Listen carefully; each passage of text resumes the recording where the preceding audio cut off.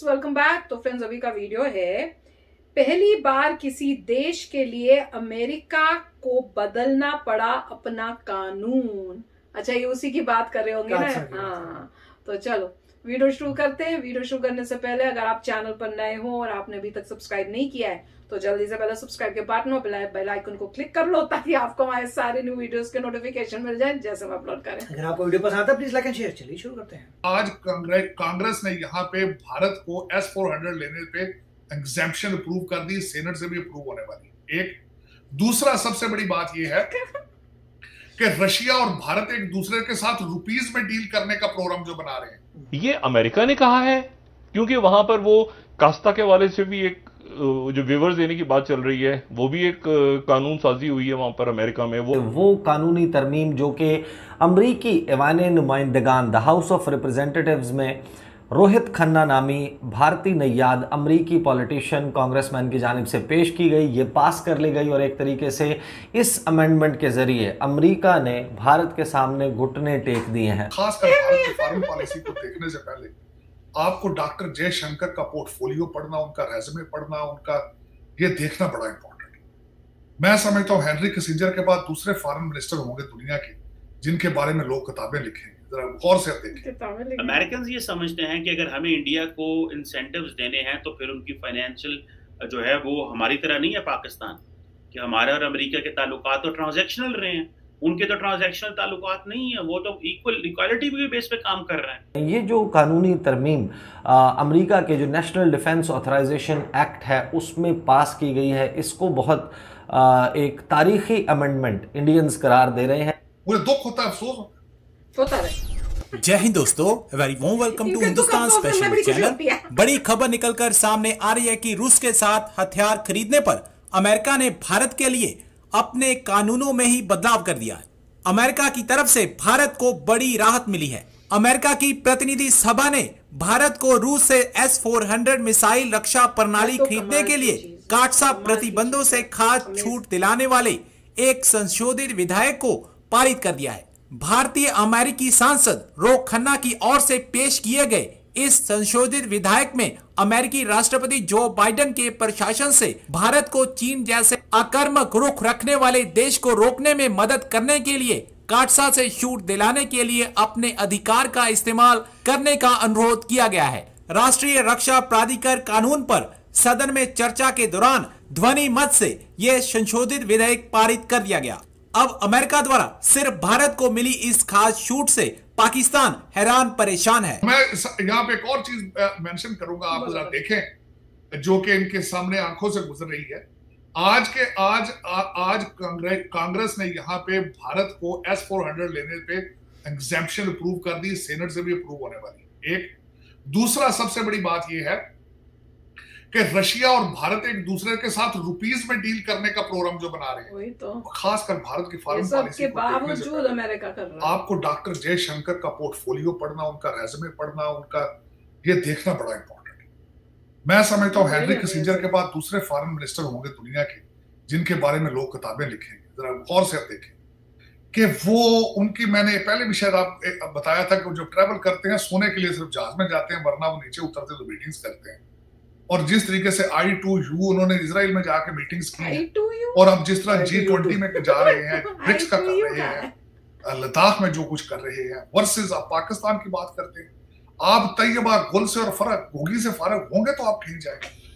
आप वहां खड़े हैं, तैयबा गुल जो है उसको प्राइम मिनिस्टर हाउस में 40 दिन रख के आप उस पर रिसर्च करते रहे। आपको क्या पता I2U2 क्या चीज होती है? आप तो ब्लैकमेल करते रहे हैं और उसको जस्टिस को आप उससे ज्यादा ग्रो नहीं कर सकते। मुझे दुख होता है, अफसोस होता है। एक वाहिद मुल्क मैं समझता हूँ पाकिस्तान है जिसका 5 साल फॉरेन मिनिस्टर ही नहीं रहा। एक वाहिद पाकिस्तान है जिसका फॉरेन मिनिस्टर मुल्तान से आगे ग्रो नहीं कर सकता। गंदा है? उसकी सियासत ही मुल्तान तक थी।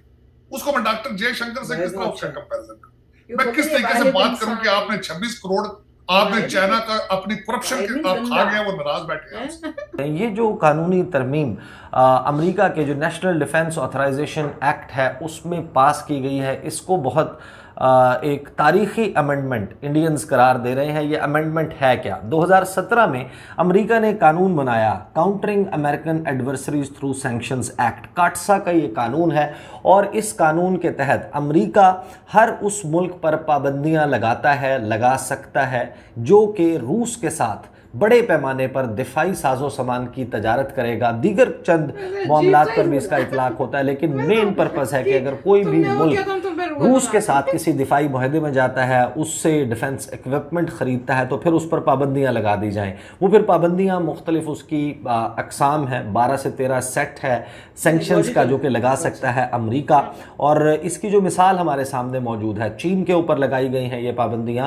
तुर्की ने जिस वक्त रूस से जो मिसाइल डिफेंस सिस्टम S-400 है वो ख़रीदने का फ़ैसला किया, वो ख़रीदा, तो उसके बाद अमेरिका ने ना सिर्फ तुर्की को अपने F-35 तैयारों के प्रोग्राम से बाहर निकाल दिया, बल्कि नेटो जो है उसने बड़ी रिजेंटमेंट शो की और अमेरिका ने यह कहा कि हम जो है इनके ऊपर काटसा की सैंक्शंस लगाएंगे। फिर 27 दिसंबर 2020 डोनाल्ड ट्रंप के दौर का बिल्कुल आखिर था और बाइडन आने वाले थे सदर के तौर पर, तो जाते जाते अमेरिकी सदर डोनाल्ड ट्रंप ने उन पर सैंक्शंस लगा दी। आपको याद होगा कि पाकिस्तान तुर्की से कुछ दिफाई साजो सामान के सिलसिले में हेलीकॉप्टर्स खरीद रहा था। उस हेलीकॉप्टर्स के इंजन्स की जो सर्टिफिकेशन है वो अमेरिका नहीं कर रहा था, लिहाजा पाकिस्तान वो डिफेंस इक्विपमेंट जो है वो तुर्की से नहीं खरीद सका, क्योंकि काटसा की सैंक्शंस जो हैं पाबंदियां लगी हुई थी तुर्की पर। इसी तरीके से चीन के ऊपर पाबंदियां लगाई गई। लेकिन फिर हमारे सामने एक एग्जांपल आती है इंडिया की। साथ में इंडिया ने अपनी पॉलिसी ये रखी कि वो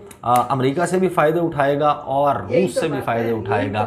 चीन के साथ क्योंकि उसके हालात आपको मालूम है कि क्योंकि चीन के खिलाफ ही उसका सारा इस वक्त डिफेंस बिल्डअप का फोकस नजर आता है। बहरहाल इंडिया ने फैसला किया कि वो भी S-400 मिसाइल डिफेंस सिस्टम खरीदेंगे।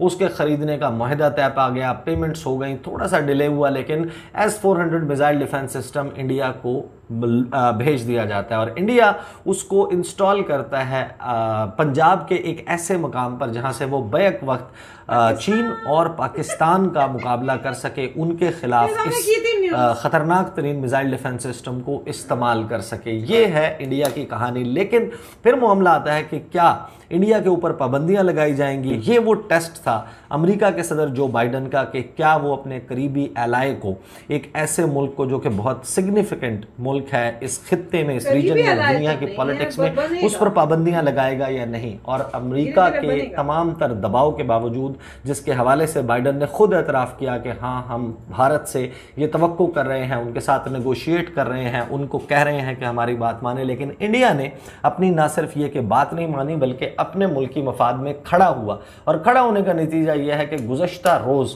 अमरीकी ऐवान नुमाइंदगान में, हाउस ऑफ रिप्रेजेंटेटिव्स में, रोहित खन्ना की तरफ से ये अमेंडमेंट, तारीखी अमेंडमेंट पेश की गई और इस अमेंडमेंट में ये कहा गया कि चाहे दुनिया भर में जो कुछ किया जाए, लेकिन जो नेशनल डिफेंस ऑथराइजेशन एक्ट है उसमें ये सिफारिश बाकायदा इन राइटिंग कर दी गई कि पाबंदियां काटसा के तहत इंडिया के ऊपर वेव ऑफ कर दी जाएं। उनके लिए एक वेवर क्या सजेशन दे दी गई कि इंडिया के ऊपर इस किस्म की कोई पाबंदी ना लगाई जाए। इसको पास भी कर लिया गया है, ये बाइंडिंग नहीं है, हतमी फैसला, आखिरी फैसला बाइडन इंतजामिया ने करना है, लेकिन उनको जो एक जवाज फराहम किया जाना था वो इस करारदाद के जरिए, इस तरमीम के जरिए जो है वो पेश कर दिया गया। तो है तो अमेजिंग न्यूज। मैं तो हर बार जब ये न्यूज सुनती हूँ ना इतनी खुशी होती है, इतनी खुशी होती है, और ये सोच के और भी खुशी होती है कि बाकी कंट्रीज के ऊपर किया, जैसे टर्की के ऊपर किया, चाइना के ऊपर किया, पर इंडिया के ऊपर नहीं किया।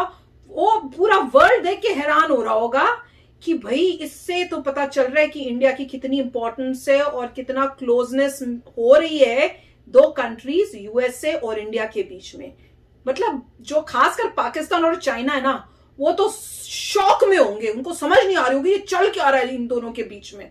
तो वो बड़ा अमेजिंग है। मैं तो ये सोच रही हूँ कि ये बेचारे कैसे घबरा रहे होंगे अब, क्योंकि इतना स्ट्रॉन्ग मैसेज ये जा रहा है कि यूएसए ने बाकियों के ऊपर सैंक्शन कर दिया पर इंडिया के ऊपर उसी चीज पे नहीं किया। अमेजिंग है यार, सोच के देखो, अमेजिंग। राइट, देखिए पॉइंट ये है कि टर्की जो है वो नेटो का मेंबर है। हाँ? और वहां पे प्रॉब्लम थी कि आप नेटो के मेंबर होने के बावजूद वेपन्स ले रहे हो रशिया से, तो वो तो स्ट्रेट फॉरवर्ड था।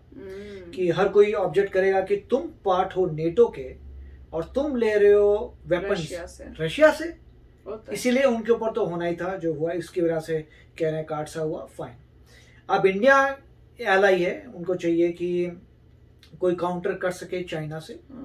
इंडिया ने अपनी जस्टिफिकेशन दी कि देखो, और इंडिया रशिया का के साथ कब से सदियों से हम जो है कोल्ड वॉर के समय से रशिया से माल लेते आ रहे हैं, हमें इंडिपेंडेंट होना है, एग्री, हमें किसी से माल नहीं, ठीक है, मगर अभी हमें S-400 चाहिए काउंटर करने के लिए चाइना को और पाकिस्तान को। और यूएस ने जो ये बातचीत हुई एग्री किया, यस तुम्हें जरूरत है, अगर काउंटर करना है चाइना को तो तुम्हें वहां से मिल रहा है, फाइन तुम ले लो। तो जो भी पॉइंट है मेरे ख्याल से एग्री किया लॉजिकली। और सपोर्ट देखिए इंडियन अमेरिकन का जो रेस कर रहे हैं अपनी गवर्नमेंट में एज अ मीडियम बीच का कि आप इसको अप्रूव कराएं, राइट। तो ये मतलब पॉइंट ये हो रहा है कि यूएस को अपना गोल पता है, उसको स्ट्रैटेजी पता है, गोल पता है कि अगर आपने चाइना को काउंटर करना है तो इंडिया इंपॉर्टेंट है, इसीलिए वो सारा उसी गोल के हिसाब से हो रहा है। क्योंकि मैंने पहले भी कहा था कि यूएस बैठा हुआ अपने कॉन्टिनेंट में है, चाहे तो कुछ ना करे मगर प्रोएक्टिव कंट्री है, उसको ये है कि नहीं, जहां पर भी प्रॉब्लम शुरू होती है उसी वक्त ही आपको वहां प्रॉब्लम सॉल्व करनी है। तो उनको नजर आ रहा है कि ऑलरेडी चाइना जो है प्रॉब्लम क्रिएट कर रहा है साउथ चाइना सी में, और उसके बाद उनको ये भी नजर आ रहा है इंडिया और चाइना की डिस्प्यूट हो रखी है बहुत जगहों पे। उन्होंने कहा है कि चाइना जो है वो है ही अग्रेसिव और फोर्स से ही आप काउंटर बोला भी है इन्होंने। और मैं बताऊं मेरे को दिमाग में भी क्या आ रहा है कि इसका फायदा इंडिया को बहुत इंटेलिजेंटली उठाना चाहिए, और उठा रहा है इंडिया। देखिए फायदा वाली बात नहीं, क्योंकि अपनी इसको यूज करके अपने आप को और एडवांस करें और मतलब स्ट्रॉन्ग करें। कोई भी डील ऐसी नहीं होती जिसमें एक ही साइड का फायदा। वो तो है तो यूएस को कुछ मिल रहा है, वो तो है, उनके इंडिया को मिल रहा है, इंडिया को कुछ मिल रहा है। तो इसमें अगर आप देखें किसी भी ट्रेड में दोनों का फायदा है। वो यूएस से बोल रहा है कि मैं फायदा उठा रहा हूं, इंडिया बोल रहा है मैं फायदा उठा रहा हूं, क्योंकि डील ऐसे ही होती है, दोनों को लगता है कि वो बेनिफिट में जा रहे हैं, बट नेट रिजल्ट ये है कि हर एक की स्ट्रेटेजी जो है काम हो रही है। एक ने काउंटर करना है चाइना को, एक चाहता है कि अपने इंडिपेंडेंट हो सके, बिल्कुल, तो सभी का काम हो रहा है। Very nice. नहीं, और आपका कमेंट मैंने पढ़ा था, आप कह रहे थे कि इंडिया और यूएसए की फ्रेंडशिप नहीं पार्टनरशिप है। तो भाई पॉलिटिक्स में फ्रेंडशिप होती ही नहीं है, हर जगह पार्टनरशिप होती है। आप किसी भी कंट्री की देखो, इट्स नॉट फ्रेंडशिप, वो बोला जाता है फ्रेंडशिप, बट पार्टनरशिप होती है। कोई बात नहीं, आप अगर आपका फायदा हो रहा है आपको डील में, या तो मतलब अगर आपका बिजनेस का बैकग्राउंड है तो आपको आसानी से समझ आ जाएगा कि जब आप डील कर रहे हैं तो डील कर रहे हैं, आपको जो बेनिफिट है मिल रहा है, दूसरे को बेनिफिट मिल रहा है, डील हो रही है, आगे बढ़ो, कल और डीलें करेंगे और डीलें करेंगे, कई बार डील नहीं करेंगे, कई बार डील करेंगे, ऐसे ही तो बिजनेस चलता है। वो तो है। तो बस वही था, मेरे को याद आ रहा था वो कमेंट अभी ये फिर से वीडियो देखने के बाद। तो चलो फ्रेंड्स, चलते हैं, मिलेंगे नेक्स्ट वीडियो में बहुत ही जल्द। Till then take care and bye bye. तो अगर आप मेरे इस चैनल पे नए हो तो जल्दी से सब्सक्राइब के बटन को हिट करो और बेल आइकन को क्लिक करो, ताकि आपको मेरा जब नया वीडियो मैं लगाऊं आपको उसके बारे में जल्दी से पता चल जाए।